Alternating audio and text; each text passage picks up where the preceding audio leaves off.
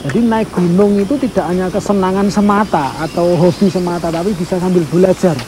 Karena kebetulan keberadaan atau letak situs kita ini kan berada pada titik-titik jalur pendakian. Gunung Arjuna itu menurut kitab Tangtu Panggelaran di dalam alam pemikiran masyarakat Hindu-Buddha sekitar abad 10 sampai 14 itu diyakini sebagai bagian Gunung Mahameru yang diangkut dari India ke tanah Jawa. Di sana kita bisa menemukan banyak sekali tinggalan-tinggalan arkeologi yang diperkirakan dari masa Majapahit akhir. Para arkeolog menyebutnya adalah kebangkitan kembali ya era megalitik di lereng Gunung Arjuna.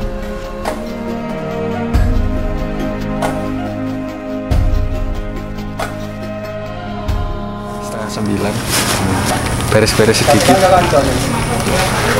lanjut pendakian. Via Purwosari, jalur paling mistis. Gunung Arjuna terletak di antara Kabupaten Malang dan Kabupaten Pasuruan. Ini kan merupakan salah satu gunung yang tertinggi kedua di Jawa Timur. Di sana kita bisa menemukan banyak sekali tinggalan-tinggalan arkeologi yang diperkirakan dari masa Majapahit akhir.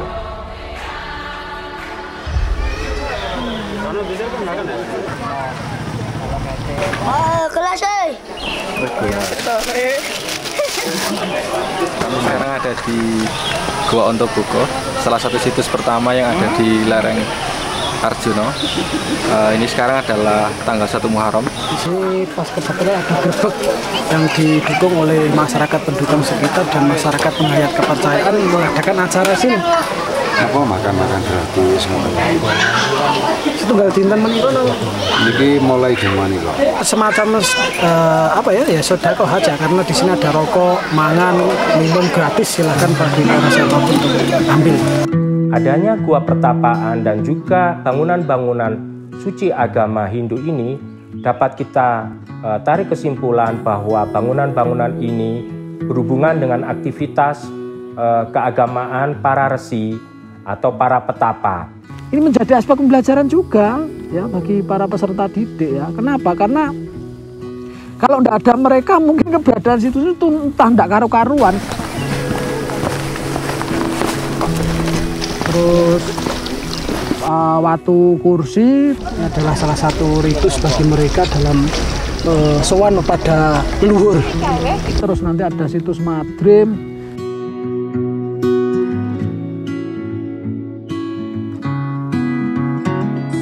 Struktur lokalnya adalah punden ya, jadi ada bertrap-trap di sini, ada 1, 2, 3, 4 trap.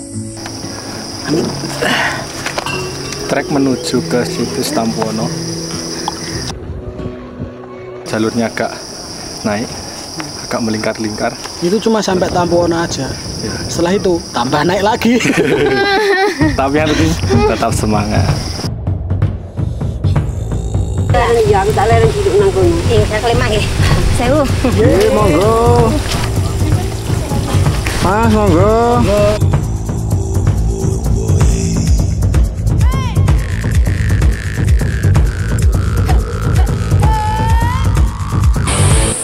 Kita sekarang ada di pos Tampuwono, pos 2 untuk menuju pendakian ke Arjuna. Di sini ada 3 titik yang bisa kita eksplorasi. Yang pertama tadi di Eyang Skutren.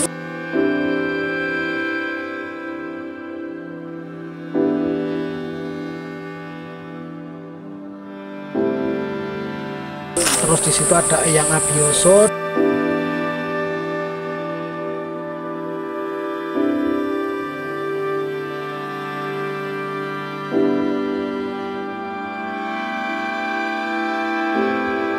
Dan yang ujung ke sisi sebelah sana kita ke Sendang Dewi Kunti.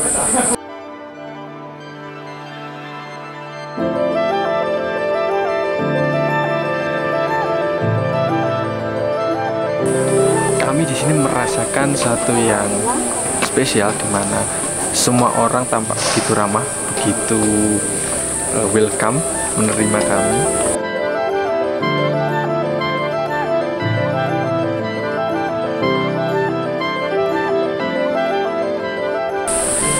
Kami juga diberi pisang oleh masyarakat yang sedang mengadakan acara di sini.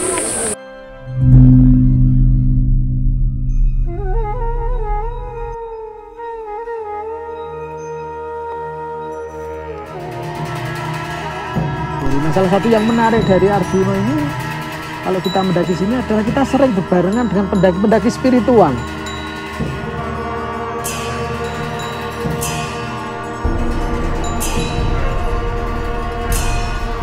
Yang santun, yang upaya mereka untuk menjaga kelestarian alam, kelestarian situs itu sangat perlu kita reduksi nilai-nilai mereka.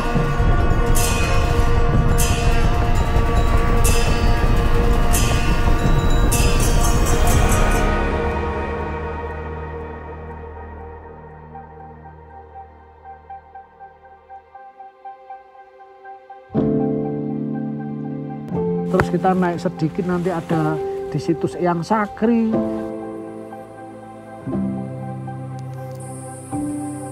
Setelah ini kita akan naik trek yang ya agak curam menuju Eyang Semar hingga Makutharomo nanti.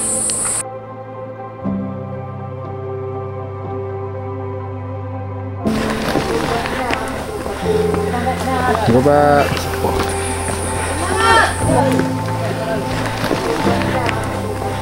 Inilah yang sebagai salah satu puncak dalam perjalanan ritus para kaum penghayat. Tetapi kalau kita kaji secara historis, ini pas sekali ya bentuknya, mewujudkan sebagai dewa-dewa lokal.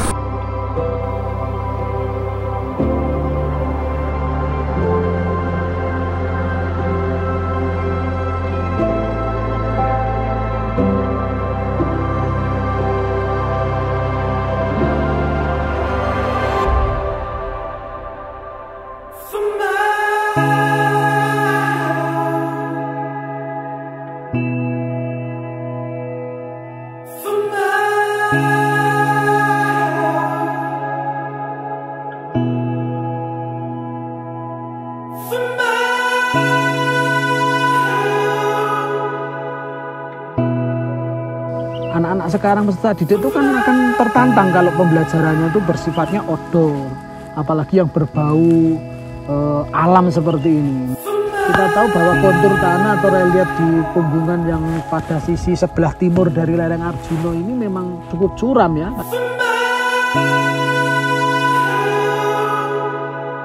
Dan di sepanjang selain situs-situs yang ada di jalur pendakian, kita belok kanan maupun belok kiri karena petunjuk sudah jelas dan jalan sudah kelihatan meskipun hanya setapak, itu juga ada patungnya Narodo, salah satu tokoh pewayangan dalam jegat kayangan yang diturunkan oleh Dewa Guru untuk menyampaikan pesan-pesan kepada umat manusia.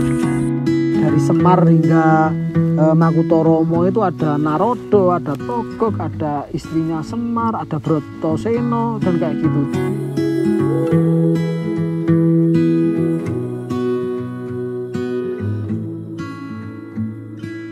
Inilah camp kita selama melakukan perjalanan untuk eksplorasi situs sejarah dan budaya yang ada lereng Gunung Arjuna. Ini kita bermalam di Putuk Lesung. Dinamakan Putuk Lesung karena ada tinggalan situs juga di sini yang bentuknya seperti lesung, terletak di bukit kecil atau istilah lokal menyebutnya sebuah putukan. Oke, kita berada di situs Makutharomo yang terdiri dari 3 trap. Kita sebenarnya dari bawah sana itu sudah ada patung Dwarapala 2, ke sini trap kedua, terus ini masuk ke trap 3 menuju ke Candi Induk atau situs Induk. Di situ berbentuk seperti altar juga, terus di atasnya seperti ada struktur yoni. Sedangkan situs-situs yang ada di Sepilar itu berhubungan dengan situs-situs Hindu-Buddha, tetapi bercampur atau berbaur dengan kebudayaan megalitik, sehingga di sana banyak ditemukan punden berundak yang dikombinasikan dengan unsur-unsur Hindu.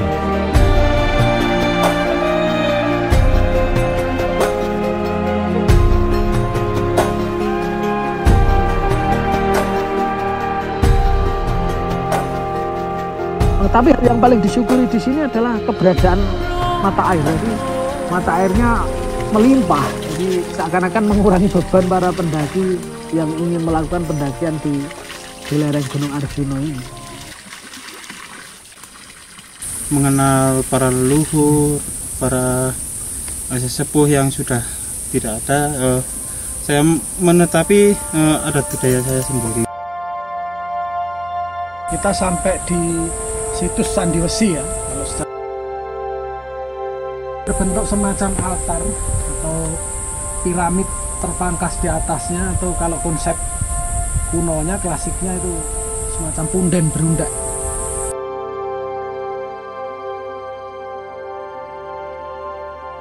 Melalui visualisasi yang kita lakukan terhadap situs-situs baik sejarah maupun yang bermuatan budaya hingga yang sifatnya mistis yang berada di lereng Arjuna ini dapat memberikan satu gambaran yang menyeluruh mengenai keberadaan titik situs. Kenapa di gunung tersebut banyak terdapat peninggalan? Karena mereka beranggapan bahwa gunung itu adalah gunung suci, sebagaimana dalam konsep mereka tentang makrokosmos dan mikrokosmos di dalam agama Hindu dan Buddha. Pada masa itu kebudayaan asli itu muncul kembali dan berbaur dengan unsur-unsur akhir Majapahit seperti bangunan candi dibuat punden berundak. Ya, oleh karena akhir Majapahit maka ada namanya arsitektur pinggiran. Nah, arsitektur pinggiran itu tidak menggunakan pakem-pakem arsitektur keraton, sehingga ciri-cirinya bercampur dengan tradisi megalitik. Sangat menarik sekali, maka kita dari tim berupaya untuk mencoba menghadirkan ini secara visual yang nantinya akan bisa dijadikan sebagai sumber media bahan bagi pembelajaran di dalam kelas, sehingga akan memantik, akan menyulut satu tindakan lebih lanjut di mana peserta didik ini akan melakukan eksplorasi secara sendiri melalui stimulus ini. Seperti itu. Jadi ini hal yang saya kira relevan sekali jika dihadapkan pada tantangan global untuk menyambut pembelajaran yang serba modern, serba canggih dan berbalut teknologi di abad 21.